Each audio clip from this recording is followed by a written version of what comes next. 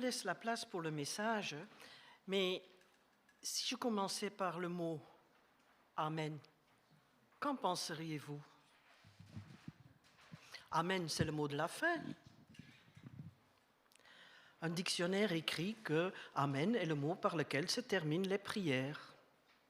Le petit Robert, il dit Amen, c'est la fin d'un récit, d'un discours, d'une discussion.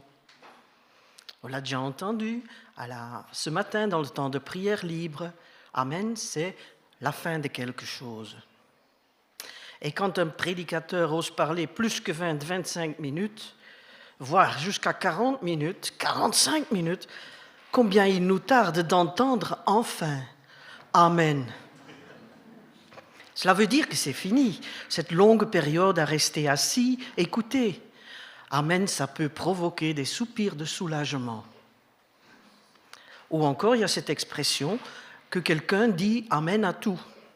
Ah, cette personne ne vous complique pas la vie, il est d'accord avec tout. Si tu le dis, c'est comme ça, je ne conteste pas. Alors, Amen, ça nous soulage, ça nous réconforte. C'est l'adhésion de l'autre à ce qu'on vient de décider ou de dire. C'est la fin de ce qui était long. C'est la fin d'une prière comme un timbre qu'on colle sur une enveloppe. Voilà, le message parviendra à son destinataire. Il n'y a plus qu'à attendre la réponse. Mais Amen, vous l'avez compris, aujourd'hui, ce n'est pas mon dernier mot. C'est le mot-clé de ce message. De temps en temps, ça fait du bien de s'arrêter sur des mots qu'on utilise couramment en Église. D'abord pour les personnes nouvelles, sans arrière-plan chrétien, qui se demandent pourquoi on utilise ces drôles de mots comme « Hosanna »,« Alléluia », mais aussi pour ceux qui ont une éducation chrétienne, qui viennent à l'Église et qui croient déjà tout savoir, mais qu'on n'a pas forcément mis au courant du véritable sens des mots. Alors, Amen, est-ce que c'est du latin? Beaucoup le pensent en tout cas. On traduit alors l'Amen du latin en français par « ainsi soit-il ». Mais on trouve le mot tel quel dans le Nouveau Testament, en grec donc, et dans l'Ancien Testament, en hébreu. Le mot « Amen » est remarquable, c'est passé directement de l'hébreu au grec, et puis au latin, et à l'anglais, au français, et dans de nombreuses autres langues, ce qui en fait pratiquement un mot universel. On pense souvent que le fait de dire « Amen » signifie juste qu'on est d'accord, mais ce mot est beaucoup plus riche. Nous découvrons déjà dans la Bible 3 sortes d'Amen. Alors, l'Amen d'introduction, l'Amen de clôture et l'Amen dite libre. D'abord, l'Amen d'introduction. L'Ancien Testament nous en fournit seulement 3 exemples, mais ils sont beaucoup plus nombreux dans le Nouveau Testament. Par exemple, dans notre traduction, lorsque Jésus commence une phrase par « en vérité, je vous le dis », il s'agit justement de ce mot « Amen ». Amen, Amen, je vous le dis. À l'origine, le mot « Amen » exprime la stabilité, la solidité, la fiabilité. Quelque chose qui est vrai, qui est digne de confiance, qui est inébranlable. Alors, quand Jésus dit « Amen, Amen », il veut dire « Vous pouvez bâtir sur cette vérité, rien ne la fera chanceler. C'est une valeur éternellement sûre. » Remarquable est le fait que seulement Jésus utilise cette expression. Aucun des apôtres n'a jamais dit « Amen, Amen, je vous le dis ». Ça, c'était l'Amen d'introduction. Ensuite, il y a l'Amen libre. Nous en trouvons des exemples, par exemple, dans le livre du Deutéronome, au chapitre 27, où le peuple va exprimer son approbation aux différentes lois en disant « Amen ». Par exemple, « Maudit soit celui qui méprise son père et sa mère ». Et tout le peuple dira « Amen ». « Maudit soit celui qui déplace les bornes de son prochain ». Et tout le peuple dira « Amen ». On ne conteste pas, on est d'accord. Cet Amen libre est utilisé de nos jours dans plusieurs dénominations chrétiennes pour approuver spontanément ce qui a été dit. C'était déjà une pratique courante comme Paul l'écrit dans son premier épître aux Corinthiens. En effet, si tu remercies Dieu uniquement en esprit, comment celui qui est un simple auditeur dans l'assemblée pourra-t-il répondre « Amen » à ta prière de reconnaissance? Il ne sait pas vraiment ce que tu dis. Dire « Amen », c'est exprimer le consentement, à condition qu'on a compris ce qui a été dit. Enfin, il y a l'Amen de clôture, comme nous l'utilisons à la fin de nos prières.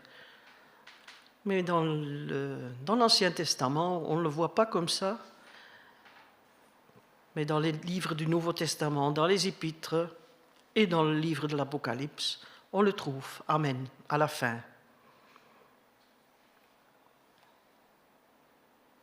Amen, c'est parfois la fin d'un discours, c'est aussi s'associer à la prière d'un autre, à sa démarche, à sa peine, à sa joie.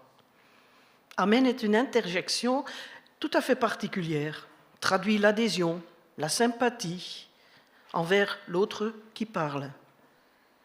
Quand il dit sa douleur ou sa joie, je peux m'associer et dire « Amen ». Il sait que j'ai entendu, que j'ai vraiment écouté. Mais pourquoi nous terminons nos propres prières par un « Amen » ? Par habitude. Dire Amen, c'est exprimer une pétition, une demande, et on termine en disant « ainsi soit-il », c'est-à-dire « j'espère, je souhaite que ce soit selon ce que j'ai demandé ». Amen n'exprimerait alors rien qu'un vœu pieux, ou pour les Anglais, du wishful thinking. J'ose penser que nos prières sont autre chose. Et ils le deviendront, je pense, en comprenant mieux le sens du mot « Amen ». Alors, petite leçon d'hébreu, 3 lettres, c'est déjà assez. Si on peut avoir le diapo, ouais. Alors, Amen, on le lit de droite à gauche. 3 lettres.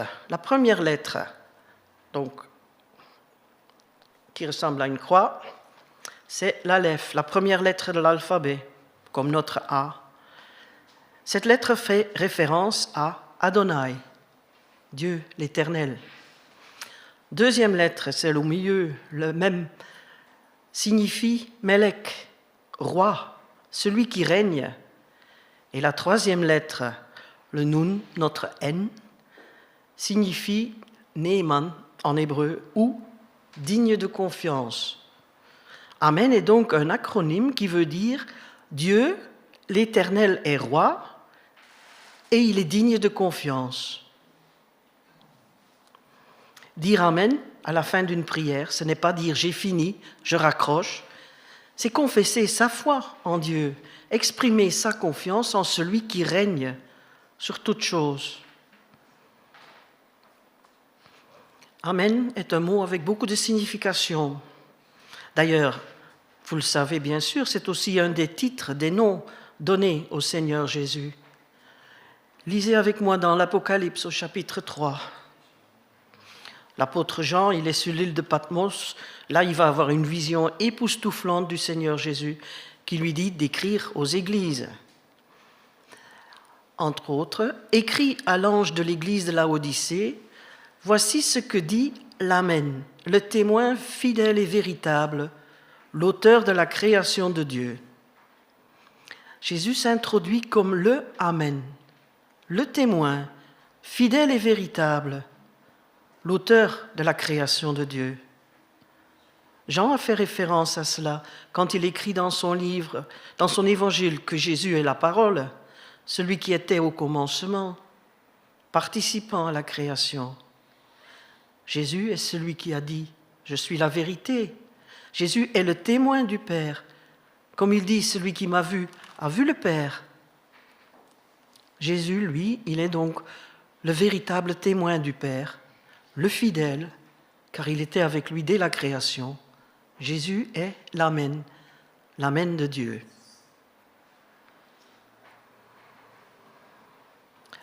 Jésus est l'Amen par excellence. Nous l'avons vu, Amen, c'est la vérité, l'autorité, le consentement, exprime aussi la pétition. Jésus, devenu homme, par son ministère terrestre, est venu exprimer la vérité, avec autorité. Il a par sa vie et sa mort exprimé son consentement à Dieu et il nous donne le droit de prier en son nom, de formuler nos demandes à Dieu, des pétitions, parce que nous connaissons Jésus. Ce n'est pas rien. Essayez d'obtenir quelque chose de quelqu'un de haut placé. Ce n'est pas facile, hein? D'abord, il faut obtenir un rendez-vous pour pouvoir exprimer sa demande. Essayez de voir, par exemple, le président du Conseil général. Bonne chance. Mais adressez-vous à son bureau, son administration en disant « Je vous contacte de la part du maire de… » Ah, ça, là, change tout. Vous n'êtes pas un inconnu qui demande un rendez-vous. Vous êtes connu de quelqu'un qu'il connaît, qu'il estime. Vous avez alors plus de chances d'obtenir quelque chose qu'en venant simplement en votre propre nom. C'est comme ça au Conseil général, c'est comme ça dans le ciel. Au nom de Jésus, Amen, cela a du poids. Du moins, si on prononce ces mots non comme une formule de politesse, mais en se réalisant vraiment ce que cela signifie. Mais oublions un peu nos pétitions, nos demandes à Dieu pour découvrir comment Jésus, lui, peut dire qu'il est le Amen de Dieu. Le texte de l'Apocalypse que nous venons de lire dit que Jésus est l'auteur de la création de Dieu. Il était, dès le début, avec le Père. Il était avant que la création eût lieu. Il était avant que la terre existait, avant que l'homme existait, avant que le péché existait. Il était avant qu'il y avait besoin d'un moyen de rédemption, de pardon. Plus loin dans l'Apocalypse, on voit « Tous les habitants de la terre l'adoreront, tous ceux dont le nom n'a pas été inscrit dans le livre de vie de l'agneau, offert en sacrifice, et ce, dès la création du monde. » La création et le plan de rédemption ont le même âge, si on peut dire ainsi. Le plan de salut, ça n'a pas été le plan B de Dieu, quand il a constaté que l'homme commettait des erreurs. Ce plan était là, dès le départ. Jésus était prévu pour être l'agneau qui ôte le péché du monde. Et il était avec le Père dès la création. Jésus disait « Amen » au plan de salut du Père. Il est le Amen. Il confirme le plan de Dieu. Il confirme les paroles de Dieu, celles de l'Ancien Testament, de la loi, des prototypes des sacrifices pour le pardon et de toutes les promesses de Dieu. Il est le Amen au contenu de l'Ancien Testament, d'abord aux prophéties qui parlent de lui. Quand il est venu, il a montré la véracité des prophéties. Il a dit Amen, par exemple, en naissant à Bethléem, en venant comme l'ont annoncé les prophètes, Ésaïe et Michée. Dans le temple, Jésus s'est approprié les paroles du prophète Ésaïe, quand il a dit « L'Esprit du Seigneur est sur moi, il m'a oint pour annoncer, etc. » À quoi on reconnaît un prophète?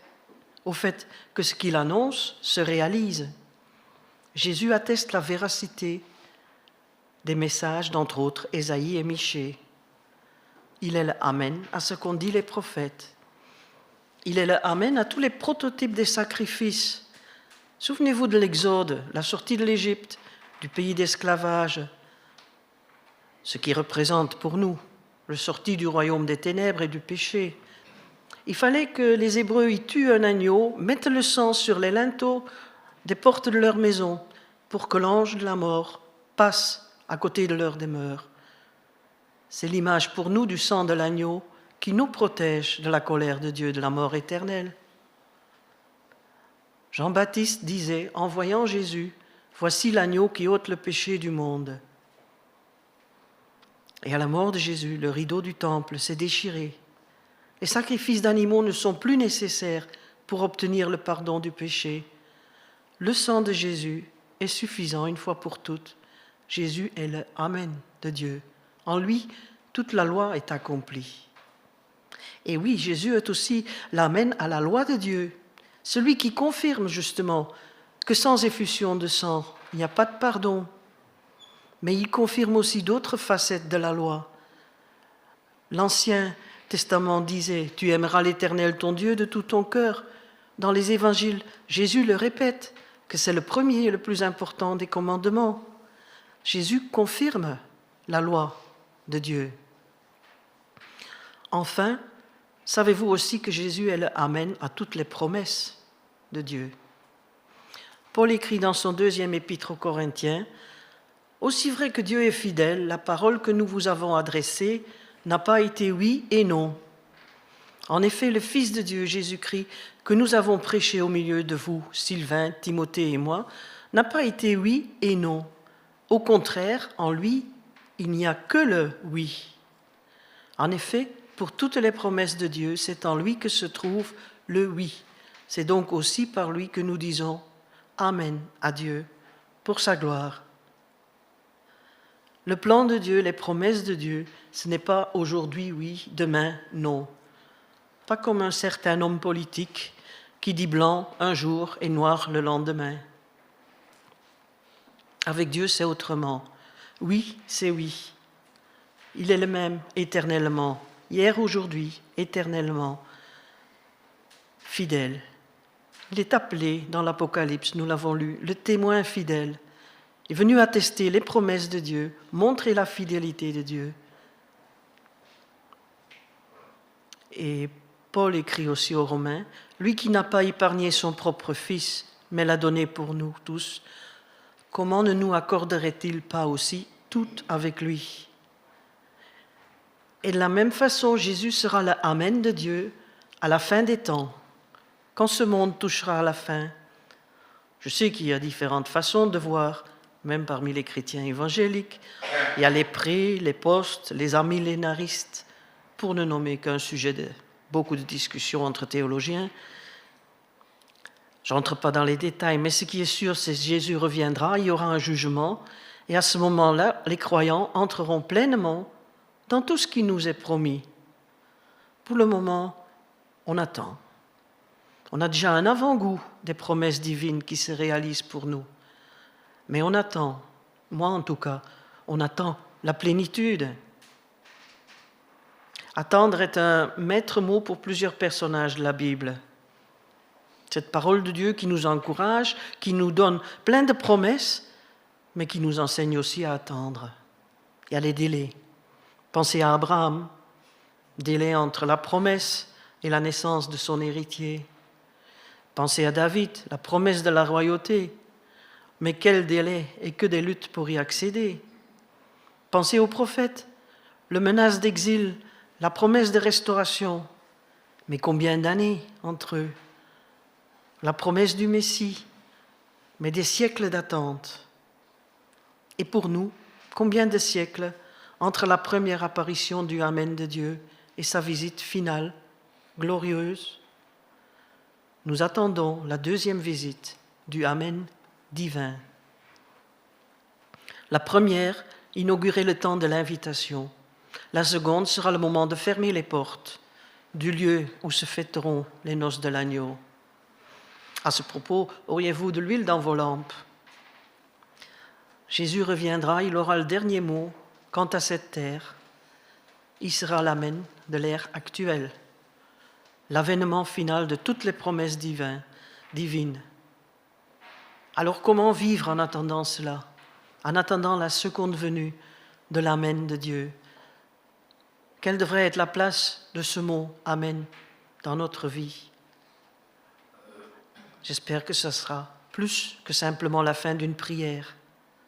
Je vous invite à y voir plus que cela. Dire Amen, c'est dire Jésus. Dire au nom de Jésus Amen, c'est dire Jésus, Jésus. La fin de ma prière n'est pas Amen, mot magique, qu'il en soit ainsi comme je voudrais, c'est au contraire dire Jésus, que ta volonté soit faite. C'est dire Dieu éternel, tu es roi et j'ai confiance à toi. Grâce à l'œuvre de Jésus, ton témoin fidèle et véritable qui m'a permis de te connaître. Amen, à la fin d'une prière, c'est pas j'ai fini. Au contraire, c'est le début. À partir de ces mots que je viens de prononcer, je m'attends maintenant à voir ton œuvre créatrice. Amen devient alors une déclaration, solennelle si on veut, la déclaration que la puissance de Jésus va déterminer l'issue de ce que pourquoi nous venons de prier, d'implorer Dieu. Et puis, dernier détail, Jésus se présente comme l'Amen de Dieu dans l'Apocalypse à l'église de Laodicée, l'église qui a quelque chose de particulier. C'est l'église à laquelle Dieu reproche qu'elle est tiède, ni froide, ni bouillante. Elle prétend être riche, n'avoir besoin de rien. Alors, probablement que l'Amen à leur prière n'était pas grand-chose de plus qu'une formule d'habitude, un mot magique, un « c'est tout, j'ai fini ». Dieu leur dit de se repentir.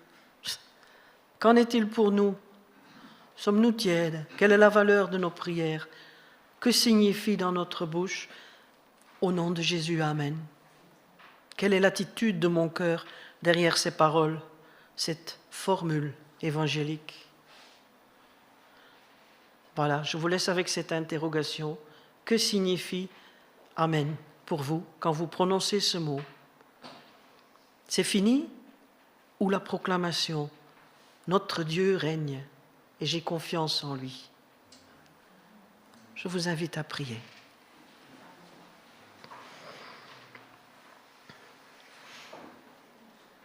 Père, nous voulons te louer parce que tu nous as donné ta parole. Ta parole est la vérité. Nous voulons nous appuyer sur elle et vivre avec Jésus, ton Amen. C'est lui qui confirme les prophéties, c'est lui qui remplace les sacrifices, c'est lui qui nous confirme tes promesses. Merci Seigneur Jésus de te révéler comme l'Amen de Dieu à notre égard. Que par ton esprit, nos cœurs et notre intelligence puissent mieux comprendre la valeur et la grandeur de cet Amen, pour que ce petit mot, si souvent dans notre bouche, devienne vraiment une reconnaissance de ton autorité. Que nous puissions dire pleinement que tu es roi et que nous avons mis toute notre confiance en toi. Grâce à Jésus, ton Fils, qui s'est fait connaître à nous, qui nous fait connaître quel Dieu merveilleux tu es. Amen.